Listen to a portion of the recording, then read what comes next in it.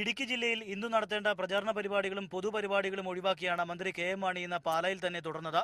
അതിനിടെ പാർട്ടിയിൽ വിഷയം സംബന്ധിച്ച് അഭിപ്രായ ഭിന്നത ഉയർന്നു.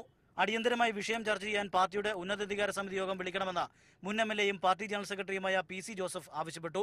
ഇത് ചൂണ്ടിക്കാട്ടി കെ എം മാണിക്കും PJ ജോസഫിനും അദ്ദേഹം കത്തു നൽകി. വിഷയം അടിയന്തര സ്വഭാവത്തിൽ പാർട്ടിയിൽ ചർച്ച ചെയ്യേണ്ടതാണെന്നും അത് സംബന്ധിച്ച തീരുമാനങ്ങൾ പാർട്ടി യോഗത്തിൽ തന്നെ കൈക്കൊള്ളണമെന്നും PC ജോസഫ് വ്യക്തമാക്കുന്നു.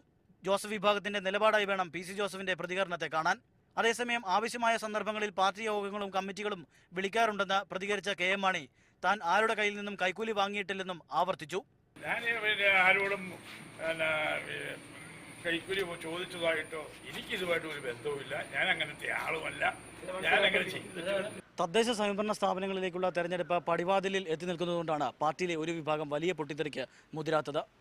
തെരഞ്ഞെടുപ്പിന് ശേഷം അത്തരമൊരു സാഹചര്യം തടയിടലാകും കെ എം മാണിയുടെ അടുത്ത ലക്ഷ്യം. Alvin Thomas, media 1, Kottayam.